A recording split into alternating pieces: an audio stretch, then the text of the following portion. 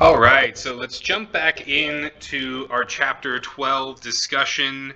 We kind of got ahead of ourselves last class. We talked about, the dynamics in the Keynesian analysis and kind of explaining, anything above this point here, right, which we label as our YP, our potential GDP, otherwise known as our full employment GDP, right? We have a kink there where anything above that, any kind of shift to the right above that potential GDP is not going to result in any kind of increase in real output. Any increase in our aggregate demand from this point is only going to result in higher price levels, right? We started with some price level this, and we ended up with this price level. And so we knew about this dynamic, and very importantly, we knew about the other dynamic, which is if we had a negative shock to our aggregate demand when we were already at this full employment GDP, then we would have no impact on the price level. The price level would stay this P0, but there would be a very real impact on the GDP, right? Y star or Y1 star, however we want to label that new equilibrium there. So what's going on with this story about the price inflexibility to the left of potential GDP and output inflexibility to the right of potential GDP, right? And so we have to back up a little bit to talk about how Keynes viewed recessions.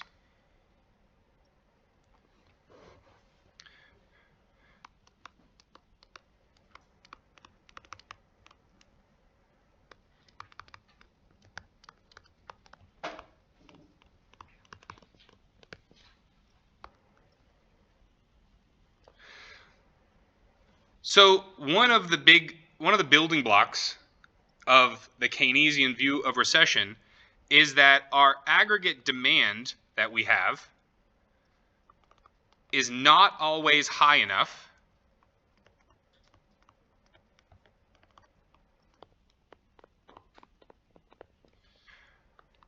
to provide firms with an incentive to hire the required number of workers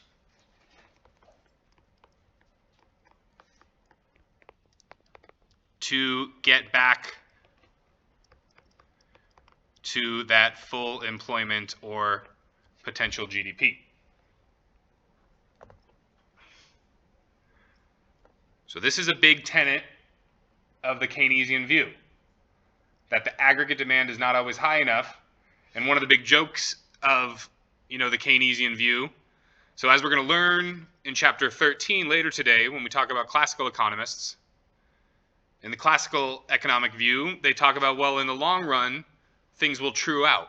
In the long run, the business cycle will take care of itself, right? And Keynes said, well, in the long run, we'll all be dead. So sometimes we can't wait for the long run. Sometimes this lack of aggregate demand feeds in on itself, right? We can get into a negative spiral, a death spiral, right? Where, prices are decreasing, and so because prices are decreasing, firms are firing workers, and then because firms are firing workers, aggregate demand is lower, and so as aggregate demand is lower, that means that more businesses are going to be closing, and so that means that more workers are not going to be paid, so that means aggregate demand gets even lower. So this is a spiral that can happen in Keynes's view, and it's a spiral that we saw in the 1929 Great Depression. Right? You guys probably remember one line from that above all else. The greatest fear that we have is fear itself, right? Actually, where was that from? Was that from World War II? Did I just totally conflate that? Yeah, that's from World War II. Yeah. What does FE stand for? Full employment. Good question.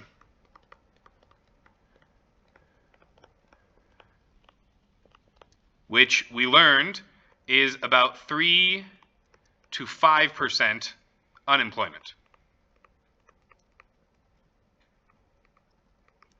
Right? Because of the fact that we have some frictional unemployment, we have some cyclical unemployment, and we have some structural. Well, no, not cyclical. This is due to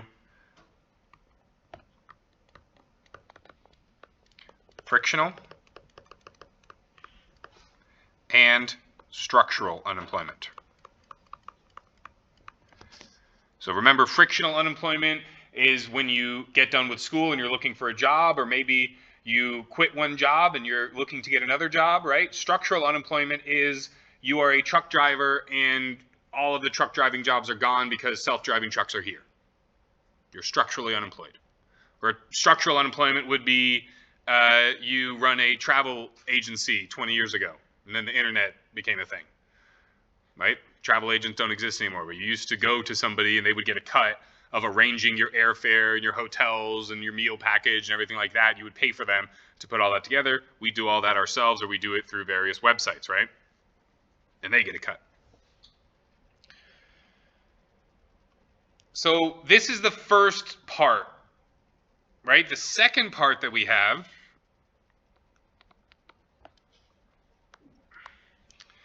is the notion that the adjustments to the macroeconomy, right, may be slow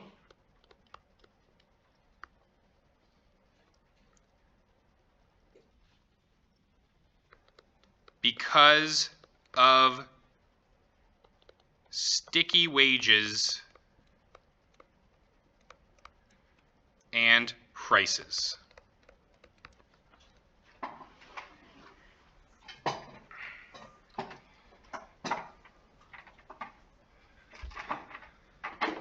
Sticky wages and prices being, of course,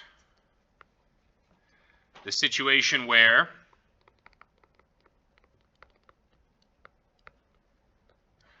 the wages and prices do not fall in response to decreases in demand.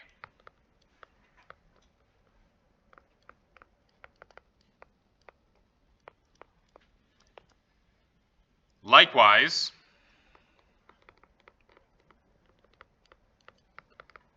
they do not rise with increases in demand.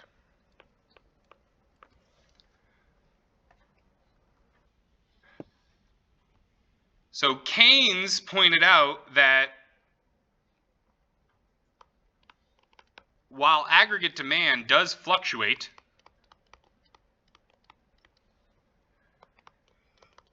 prices and wages don't immediately respond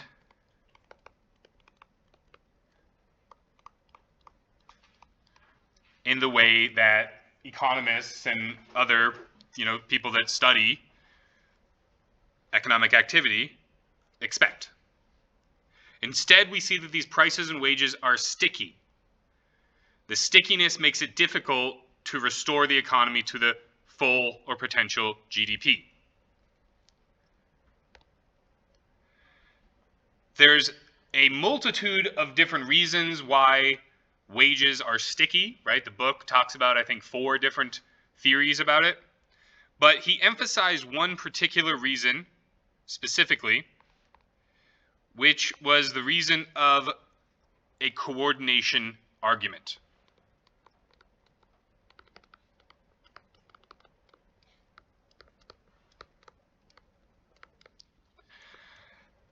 And the coordination argument is this,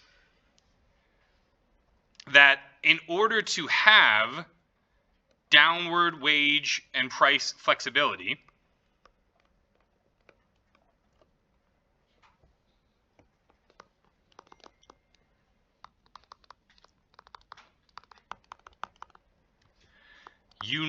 it requires perfect information, which you don't have,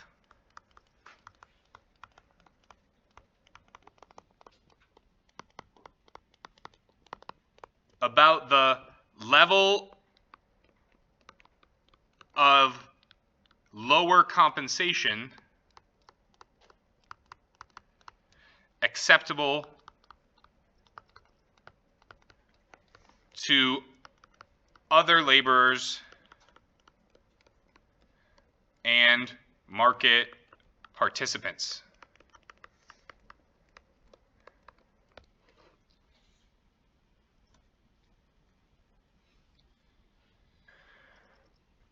So it's the notion that, if times were bad, you may be willing to take a price cut, or a worker might be willing to take a price cut, but they're only willing to take a price cut as much as the rest of the workers, right?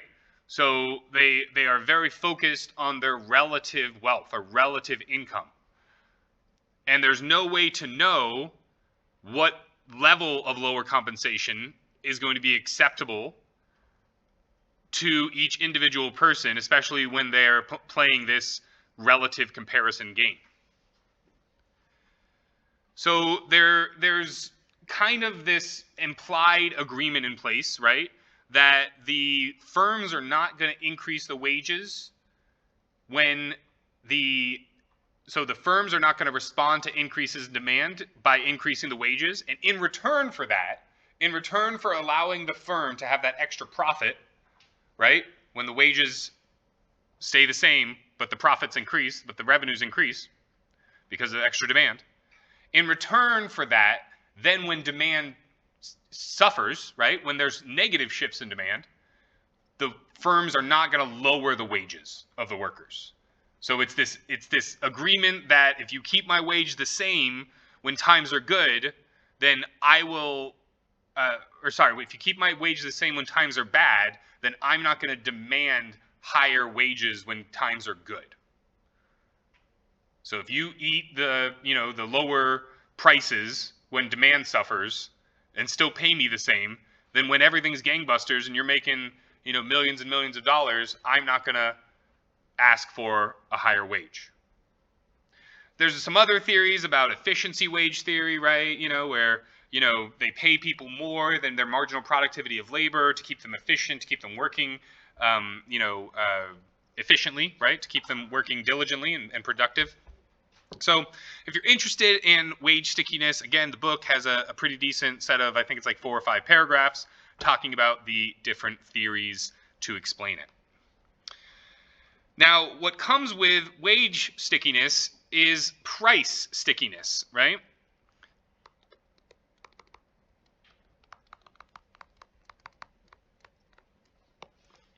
Technical term. So why are prices sticky, right? Well, when firms consider changing prices, they have 2 sets of costs.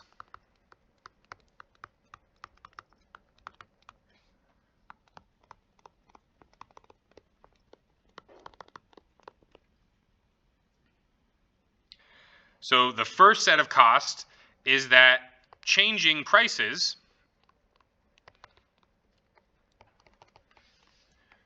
uses company resources. You have to make new signs. You have to make new advertising copy. You have to update the app. You have to, you have to make new menus, right? Second, frequent price changes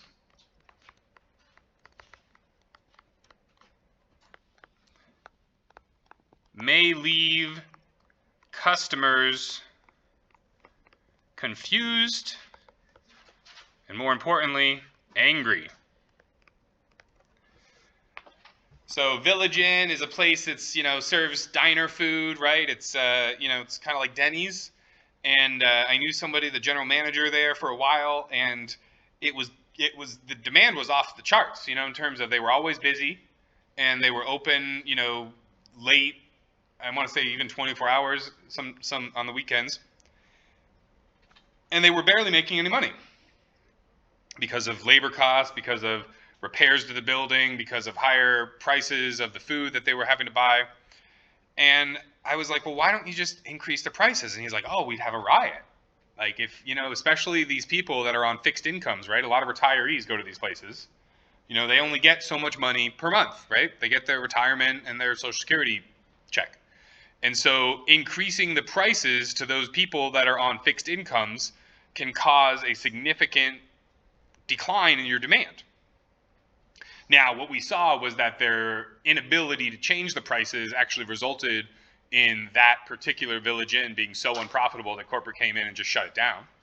You know, so there's two sides to everything, right?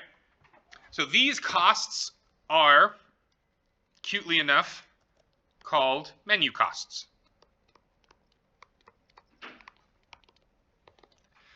So these are all reasons why wages and prices tend to be sticky, and that is one of the core assumptions about why we have a short-run aggregate supply curve that looks something like this.